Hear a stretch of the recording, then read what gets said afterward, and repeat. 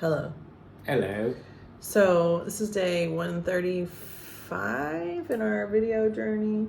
Day 91 in Liberia. Day 778 since we started adopting. And well over 1,100 days that our kids have been in an orphanage. And so if this is the first time you've watched our video, we are adopting 2 little girls from Liberia. We decided to adopt from Liberia 778 days ago. We chose Liberia for lots of reasons. The first being that we know people that have adopted from Liberia before. We know Liberians that were born here, where we're living right now in Liberia. And we like Liberia's story. They were in a multiple different parties fighting in a civil war that lasted for 20 years. So they buried a generation, 2 generations really. And now their adult population is skewed greater, almost 50% of all the people in Liberia are age 15 or under.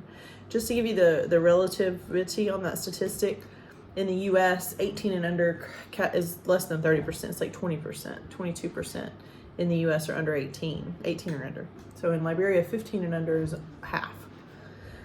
So that really changes the work structure, the economics, the voting, the just rational thinking, and the education prospects. When half your population are children, then how do you feed those children? How do you educate those children?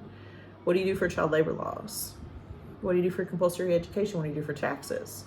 What do you do when you're missing two generations of adults? So one thing that's not a problem here is fertility. The birth rate is 4.2% per woman. Nice. So yeah, in the U.S. we're hovering right at 2, maybe a little under 2 these days. So yeah, we have a population gap. They seem to not have that here. Yeah, they're just, and to see someone that's elderly in Liberia is shocking. You just don't see them. They'll be like, maybe out in the villages. Occasionally you'll run into someone in politics or in government offices that's older, but most of them, I mean, you see people our age, we're mid-40s, early to mid-40s. So, Middle age. So this is my kimono that I bought from Crown Free. Actually, it's not Noonday, it's Crown Free. Crown Free is a business that does jewelry and accessories similar to Noonday Fair Trade Market for trafficking victims recovery. So it's basically like fighting trafficking with retail. And I really like this kimono. It's relaxing. It's pretty. And it makes me feel like when I purchased it, I was making a difference. This is a Noonday Contigo bracelet that I also feel like when I wear. First of all, it matches my kimono. And we still have these for sale. They sold out, and then there was some type of return, or maybe they ordered some extras, and so there's still a few left if you want the Contigo set, made in Peru. Contigo means go with you. You know what I'm immediately thinking? What? Contigo, Montego, baby, why don't we go? Well, together. Why don't we go together to Kokomo. Kokomo? Yeah. We'll get there fast. Kimono, in our kimonos. We'll take it slow. We'll get there fast. We'll take it slow. That's where we are. So Jeremy has decided that his disgust with the U.S. government is leading him to live offshore. Maybe it's between Bermuda and Barbados that he may change his mind. But these days considering all options. I'm very excited. I have an interview tomorrow.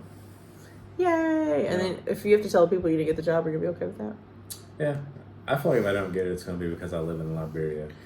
Maybe. That's what you'll tell yourself then. So then it's not your fault. With the time change, though, it's going to be at 8:30 at night, so that's weird for us. But, I mean, that'll be okay. So at least it's not early and I won't be sleepy. No. Our hot water heater broke, so the kids didn't take showers, but they didn't really leave the house today, so. Yeah. You think it's fixed? I don't know. What did you say when they were fixing it? They should put you on the team, on the payroll? Yeah, I was helping. I was holding flashlights. I was really getting in there working. Showing them things. They're so nice. They did fix our air conditioner. Like, we were a little not sure if they fixed our air conditioner yesterday when they patched the hole, and the guy, it was just a little iffy because he was like, I'll come back later and see how it's going. Mm-hmm. But the kids slept up there fine last night and they were happy and it was good. So we're back in, so it's easier now because we like to send them to bed and then we like to do our videos and then we like to hang out. Watch Sometimes we would send them for showers, but they're in bed now. How to Get Away with Murder. We started watching How to Get Away with Murder. We binge watched pretty much everything on Netflix that we can possibly stand. This is on Netflix, so it'll entertain us for at least a couple weeks, maybe. We got like 7 seasons. There's nothing else to do here, you guys. So today was a holiday in Liberia, National Unification Day. So a little history on Liberia, if you didn't know. Liberia was... So the American Colonization Society, American Colony Society in the U.S. in America, after the Civil War, decided that it wasn't fair all of the black people that had been brought over as slaves, and they wanted to send them back to Africa. Now, when you just say that out loud, you're like, these people, you know, it's not fair for them here. It's, even though they have freedoms, they can't really thrive, and we took them from their homeland, we should take them back there. In principle, there's a part of me that's like, yeah, maybe that's a good idea. If they want to go back, let's send them back. So what they did was the American Colony Society purchased Liberia from someone in England that thought that they owned Liberia. No one asked any of the tribes. So there's 12 different tribes in Africa in general. 12 different tribes. And they're all represented in Liberia. So, like, it's difficult to... I mean, it's not hard to understand what would happen if a bunch of Americans like bought this property, they say, but they didn't buy it from the indigenous people that have lived here since creation began. And so they didn't ask them. So there was a lot of conflict between what's called Liberio-Americans or Americo-Liberians. I forget how they say it. I think they say it both. Americo-Liberians, meaning you are of African descent. You were slaves, maybe probably born in the U.S. and then brought back. So, Americo-Liberians and indigenous population. So, National Unification Day was instituted in 1960, before the Civil War, as a way to... In 1960? 1960. Before the Civil War? Before the Civil War here. Before the 20-year Liberian Civil War. After the American Civil War. Before the Liberian Civil War.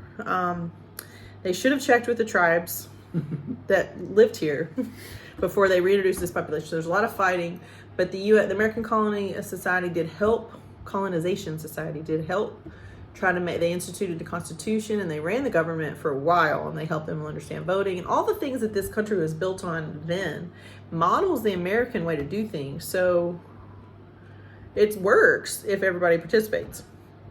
But it caused a lot of conflict. It was one of the reasons the Civil War perpetuated itself, is because when fighting broke out between the government entities, the people that were living in the bush that were part of the tribes that had never been to America and didn't have any care for what had happened to these people, easily were brought in on either side. And they didn't really have guns. They brought in guns. And in Liberia, guns are now illegal. Nobody has a gun. If you want a gun for hunting, like big game, you have to like get a permit for it. It's a long process. You get it, go, and you bring it back. So they took all the guns, but there were a lot of guns. Like they did a lot of child soldier stuff. Especially the boys of that time were forced to do unthinkable things to their families, and that's how they recruited them. They would raid a village, take all the boys, make them kill all the women, like their mothers, their sisters, and their grandmothers, and then take them as soldiers and basically put them on like coke, you know, whatever drugs, alcohol, and just warped their minds and had them using their primal instincts to fight. And these kids had a long recovery. So those kids now are adults here. So they're like our age, like mid-40s. And so when we see like people that are our age that are functioning in this society, they lived during the war, they survived it. So they're made of different stuff than I'm made of. So again, that was one of the reasons we chose Liberia. We like their story. We like the fact that their constitution is similar to the U.S.'s, their freedoms. For an African country, their democracy, which is great. They're working very hard on women's rights here. And in Africa in general, women are not, I mean, to own land. I have a colleague in Noonday that owns land in Uganda. And this is like unheard of. She's Ugandan and she owns land there. So, I mean, women are not treated like they are in the U.S. We still talk about inequality. There's unequal pay. There's still those problems. But in general, as an American woman, I'm very well respected in my own country and in Liberia. So, as far as I can tell. So anyways, we chose Liberia for adoption for a lot of those reasons. And that's why we're here. It's a long introduction. Thanks for listening. But we came to Liberia in February to try to figure out what was really holding up our adoption, because we've been stalled out for a year. We got all of our documentation, all of our stuff done November of 2022. We had all of our fundraising done up until that point, and we're ready to get on a plane with no debt, no problems, live here for two to 3 months was our budgeted time, and come back home with resources to spare. Like, we weren't gonna have to empty out our savings account, get into our roof money, like we were good. And even May of 2023, we were ready for that. So at that point, I mean, when our documentation went in November, it's 6 to 9 months before your case goes to court in Liberia, and then you come home. You're supposed to be in country for 6 to 8 weeks. We had budgeted for 3 months just to be on the safe side, because we'd seen some delays, but we heard nothing for a year after our documents were sent. I still don't have a solid answer to that. I have political reasons, like this person was in political power and trying to run their agenda, so they were holding off on signing, and then this person got fired, and then this person was in power but didn't like that person, so nobody would work as a team for these adoptions amidst all the other things they're supposed to be working on. So within the Liberian government, to compound that more, the US government has been throwing stones at the way the Liberian government does things, even though there's nothing that the Liberian government, maybe it's the political conflicts that they're upset about, it's hard to say. But instead of dealing with the political conflicts directly, they've started attacking the adoption service providers. So the US government has criticism on the adoption service providers because the US government, based on the rumors we've heard, has a problem with the way that the adoption service providers, our agency, another agency, does business. They won't say specifically what the problem is. We're hoping to find out soon, but there's been a 5-month-long police investigation going on. And I'm convinced if we weren't here, this 5-month investigation would not have even started. Do you think they would have started if nobody was here? So the Bruce family is here with us right now. They're unfortunately probably gonna have to leave soon because they're running out of funding. So if you want to, I mentioned that in our last video, if you want to give directly to the Bruces Adopt Together, that'd be great. We're in a similar boat, although we can probably hold out till July. We have no plan after that. And if we do hold out till July, we'll be emptying everything. All of our personal savings, our retirement, all of our cash, all of our adoption fundraised money, all of it will be gone by August 1st. We're trying to rent our house. We're not sure how that's going to work out. I got really discouraged today about our financial picture, and Jeremy has a job interview, which is helpful, but there's always concern that we can't work from here. Africa internet traffic is bad. So I reached out to my friend Paige, and she had some great ideas. I've decided Paige is a genius. She's like the millennial genius type too. She's like on it, doing it now.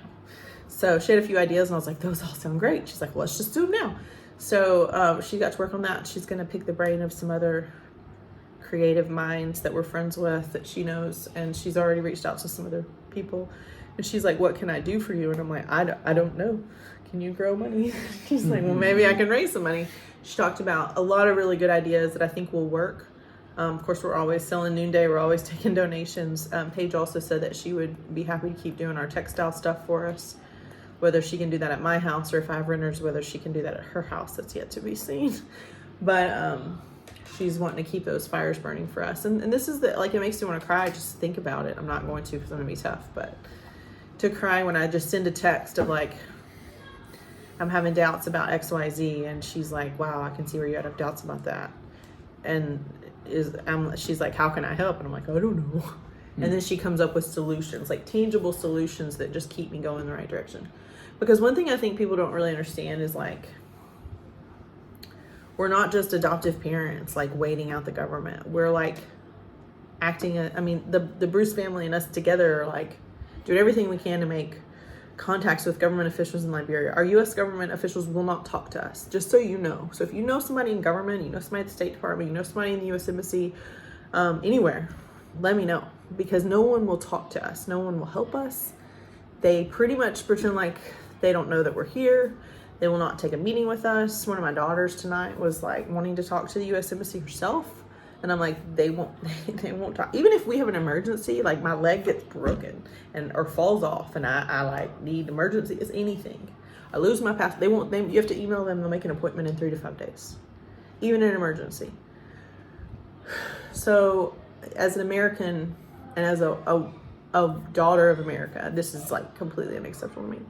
So we're representing a population of America that is underrepresented. Because if these are the people the Liberians are seeing represent us, the way the U.S. Embassy treats us, imagine how they treat Liberians.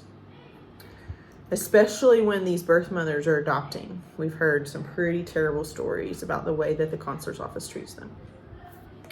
So that's why we're here. So, and also we've taken up, just because it needs to be done, we've taken on a lot of fundraising opportunities that you guys have helped a lot with. 15 grand in 3 weeks at one point. We're still, if you want to give some donations to help with the staff, we're trying to give the staff a bonus because they've taken a 40% pay cut since February. And these are the caregivers of the kids at our orphanage, security guard, all of them. The director even has taken a pay cut. So if you want to give a bonus, we just want to give them a gift of appreciation from the parents, or from anyone really, just to help offset their salary loss for the survival of their families. We're going to do that on Thursday. So if you want to do a Venmo, or if you want to give it to our Adopt Together and just put a note on it, I can figure out how to make that happen.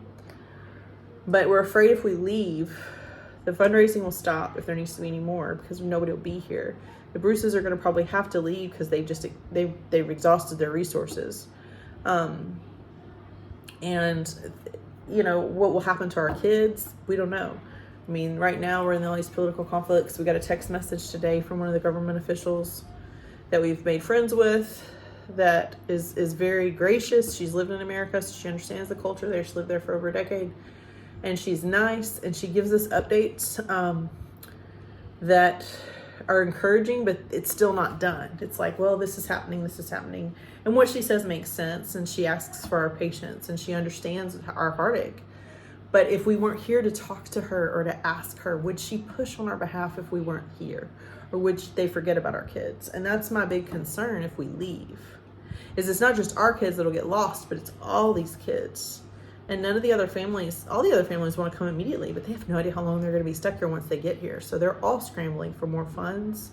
They're scrambling for a better plan. And there are 10 of them. So. Stressful times. We did I don't want to tell too much because it's not really public knowledge yet, but there is a family that got really good news about their adoption in terms of the involvement of U.S. immigration.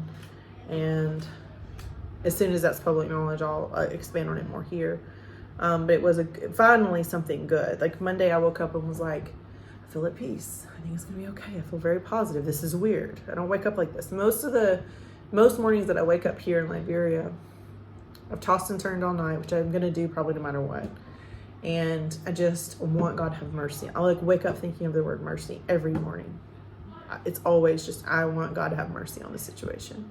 I want him to do what's right. And in my mind, what's right is what's right in front of us. And that's the other thing, is if we leave and Liberian people can't see us representing the American families that are involved in this, will they forget? They have bigger problems and again, Liberia has so many things to overcome. Their demographic alone, with the kids that are younger alone, their population alone without the gap is a big enough crisis to take up tons of resources on how to fix. So orphans, they don't even have a budget for child welfare, orphans or street kids. They don't have any real programs that are government sponsored like we do at home. So this is not their top priority. So if we leave, I think they'll forget completely that we need them to act on our behalf. You know? I don't know. So we got just that out. But that morning I woke up thinking about peace instead of mercy. And then that night after we did our video last night, we got this news and I was like, ooh, maybe there's something to my peace, or maybe I'm just delirious. I don't know. But yes. We hope that. Are you gonna play your song? I think we should play Name That Tune. What do you think? With me? No. We're not gonna sing. We're just gonna play it, and people can put in a comment what they think it is. What do you think? Do I have to guess? No. Oh, okay. What do you think? A lot of pressure. See if Anna can guess. Anna's probably the only one that watches to the end, and Audrey. Did you mess up? Did you mess up a little? A little bit. So rare.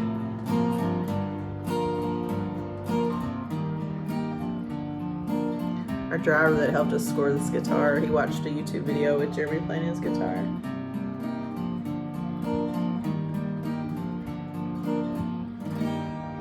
I have no idea.